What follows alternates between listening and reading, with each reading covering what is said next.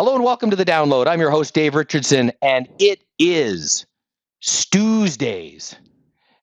Someone was telling me, actually, Stu, that Stu's Days is sort of synonymous or a synonym for Thanksgiving, which we just went through in Canada. Is that kind of the way people should think about a Stu's Day? Because it's almost like Thanksgiving every week, sort of, right? Well, maybe we should make it a holiday. We should make it a national holiday every Tuesday. Well, at the rate we're going, we're going to have a holiday most days. It's Yeah. and then if the robots take over, maybe that's that's one of the ones we could do. That the actual Tuesday holiday is Tuesdays, and works out good for everyone. Yeah. Well, because we had last week, Tesla had their day with the Optimus robots, and then I guess it came out that maybe they were actually being controlled in the background. They weren't real artificial intelligent robots. So maybe that's kind of like you and I, Dave. Like you're controlling me while we talk. No. I'm actually I'm controlled by other forces because they worry about me. Representing a brand with my my unique sense of humor that Yeah. may sometimes go off the rails relative to the way people think of a conservative Canadian bank. Yep. But I'll tell you, I was in Los Angeles this weekend. I'm in Halifax now. I did coast to coast in the last 12 Wow. hours, which is why I'm probably not very sharp today. You're going to have to carry the load, which you probably should on Tuesdays. But those, speaking of Tesla, those Tesla trucks, what are they called? The Cybertruck? Cybertruck. Yeah. They're all Yeah. over the place in LA. My wife and kids were going, Yeah. wow, what are all those ugly trucks? And and Well, it's crazy, and it's crazy the finishes you can get on them. Like you can trick them up if you want. oh yeah, they were all done. They were all a little bit different, and well, California is just a different place. You're in around LA, and you just think about there's probably as many wealthy people in LA as there is in all of Canada, or probably more. And probably more. And yeah, and you're just you go down as a Canadian with the dollar where it is, and you just kind of I feel a little poor. That's right. You've been called up to the big leagues for a weekend. for a weekend, and I threw the game winning home run to the to someone because I could not keep up, but that's okay. Nice humble Yeah. Canadian. I don't There you mind that. go. Yep. That's what you do too, which is why Tuesdays is not a you're very reluctant to take that. It's you're very humble person. Humble and simple pleasures. Simple pleasures. Like Well, we no, talked about. simple pleasures like bank earnings. That's Bank earnings. that's gonna get you Yep. excited. That's right. That's probably because it has been a holiday and in Canada. Yeah. It was Columbus Day in the United States, which the bond market was closed, and the most probably interesting developments have been the beginning of third quarter earnings, Yeah. and the banks have kind of come out of the gates pretty strong, especially the ones with big capital markets arms, where trading has been better, investment banking improved, and then net interest margin, which receives all sorts of study, has been a little bit better than maybe feared, and these banks have been pretty strong.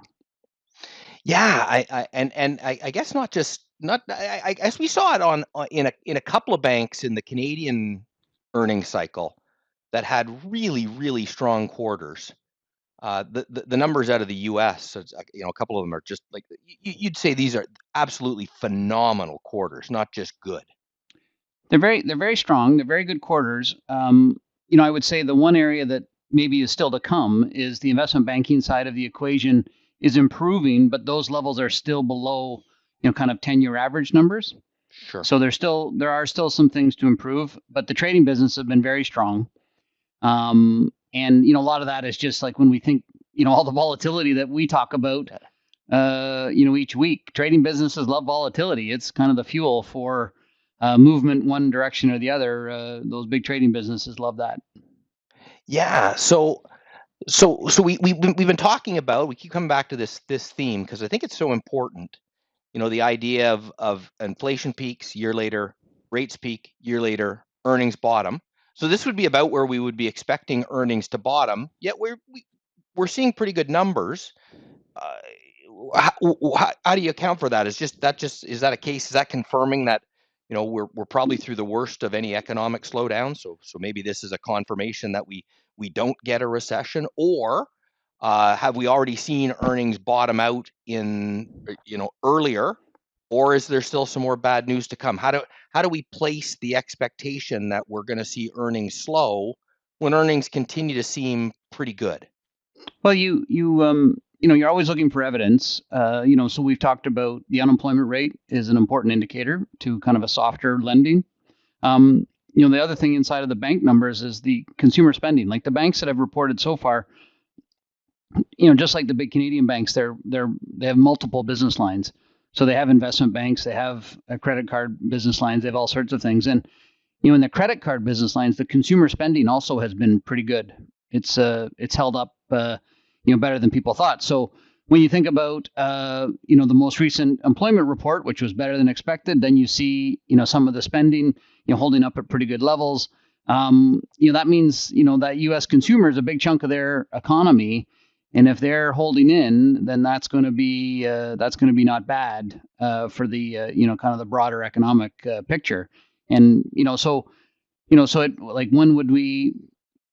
There's 1 or 2 more months of seeing unemployment behave to say, oh yeah, the soft landing's in the bag. But a lot of forward-looking indicators, the stock market is a forward-looking indicator, have kind of marched down that path. And sometimes with the wealth effect of the stock market, it becomes a little bit self-fulfilling. Yeah. Because rising stock markets make people feel wealthier. The consumer then gets doesn't bottom at the same level. It's such a big chunk of the economy. And the soft landing is underway. Yeah, we're gonna have to get Eric back on and get him to talk about the impact that this has had on forecasts for how much lower the Federal Reserve will be able to take rates over the next before the end of this year and then through next year, which of course comes back to the Bank of Canada, which we'll get to in a second. But and then you've actually seen some of the longer dated bonds are the yields are actually drifting a little bit higher over the last couple of weeks, which again seems to indicate that we're going to turn the corner and turn the corner fairly well. Like you say, we're just looking for that last little bit of confirmation. Yeah, I think that's right. I think the interest rate picture is like the market seems to kind of gravitate from one direction to the other because the inflation data has been pretty well contained. In Canada, it was pretty good. The UK was this morning, it was pretty good. Yet there's some tension because the economy has been okay. So you've had inflation come down without really this massive deceleration in the economy. So the short end of the bond market seems to kind of gravitate or gyrate between these two scenarios. So on some days it feels like rates aren't going to go lower, and you get a certain reaction in the stock market, and then some days it feels like they are going to go lower, and you watch some of the movement in the different sectors. Going back to our 3 buckets, because I want to also just catch the last on the earnings front, so you have the very interest sensitive bucket that was very strong. Still been okay. Hasn't kind of been the driver recently. This kind of soft landing has been very constructive for the kind of modestly cyclical quality businesses. Financials are definitely in that bucket, but all over the place. Industrials, those stocks have been pretty good, and the equal weighted stock market, which we've talked about, that's been pretty strong. To the point where you used to kind of be able to get average valuations in the average stock, and they've migrated higher to being a little bit more expensive. And then we have the last bucket of kind of higher expectations, which the one thing I think that will be most interesting in this reporting is what they call the hyperscalers, the Microsofts, the Googles of the world, the companies that are spending all the money on the chips to create all the data centers for future use. Their stocks have been a little sluggish, all things considering, on a relative basis. And what people are trying to figure out is how much return on capital or investment are they going to see on some of these, big CapEx increases. So last quarter, we saw CapEx go up again. This quarter, people will say, well, what is the new estimates for CapEx? Is this, CapEx to the moon?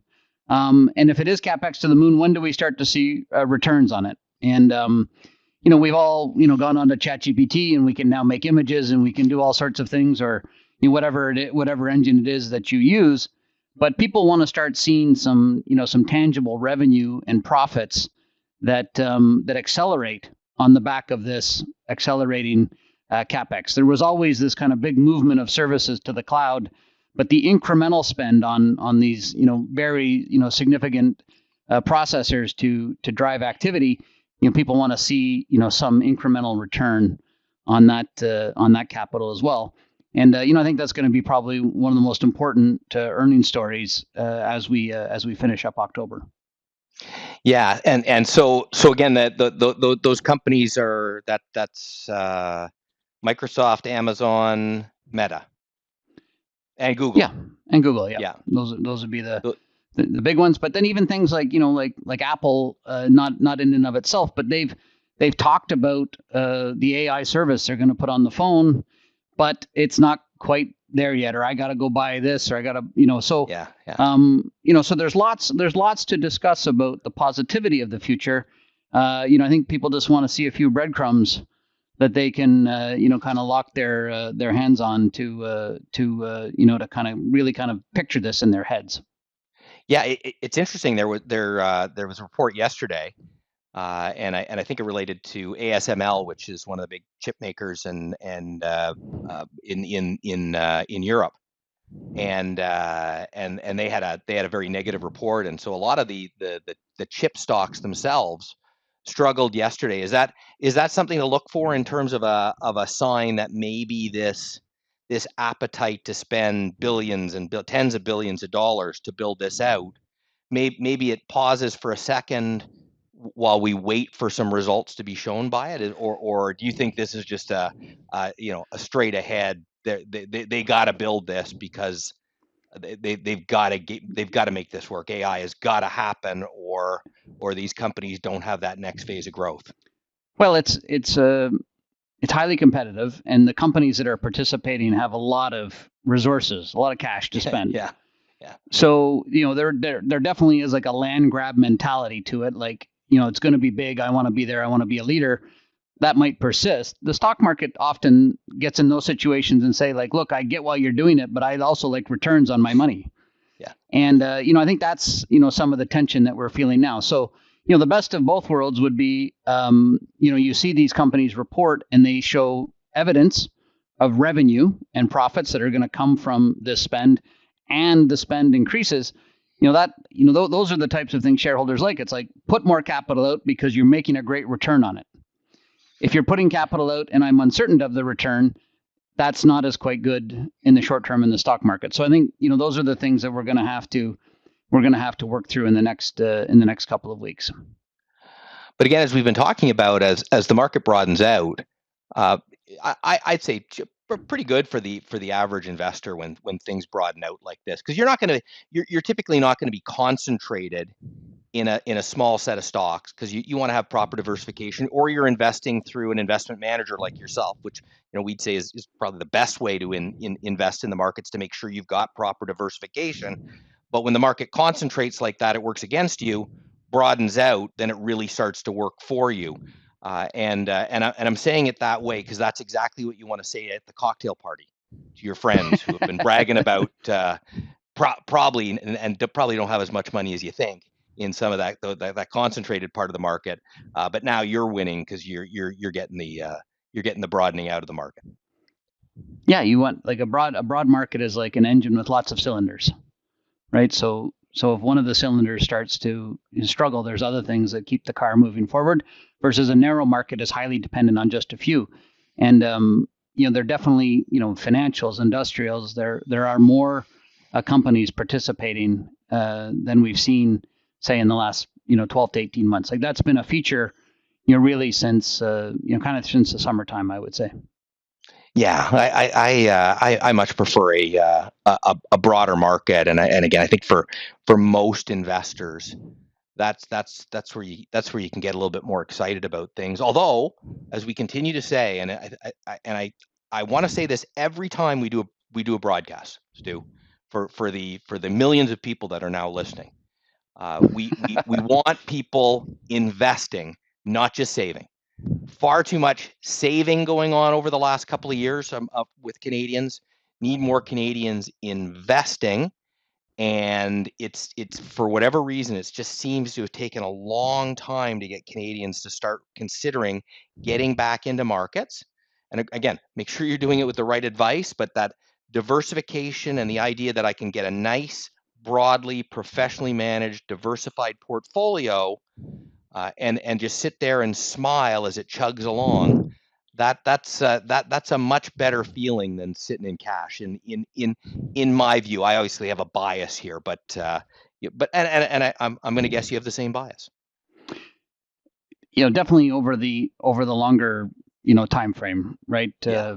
The power of earnings growth, the power of management to figure out how to deal with bad times, how to find new markets. All of these things have been pretty powerful contributors to the long-term equity return.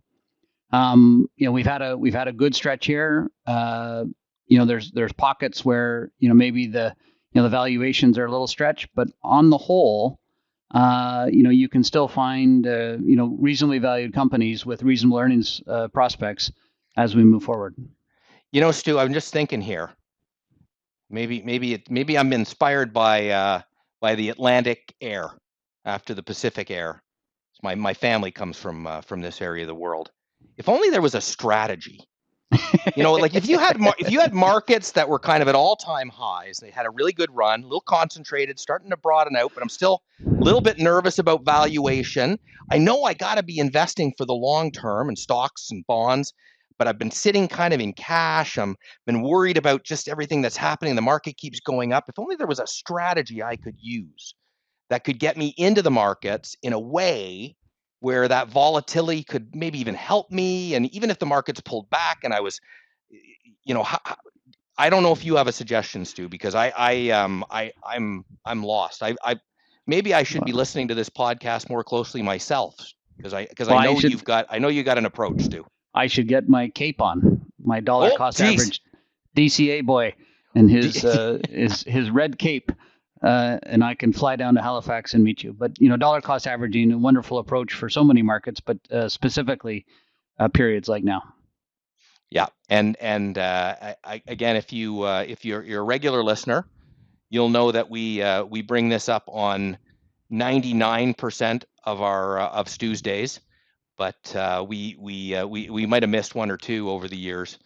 But it's just such a great strategy. And again, people 3 years ago who were listening to us and in tougher markets, and we talked about the strategy, and by this point they've got their money in, and they've got big gains behind them now. The strategy in this type of market, again, we can't emphasize enough the importance of investing versus just saving, and especially if it's in an account that's not tax protected.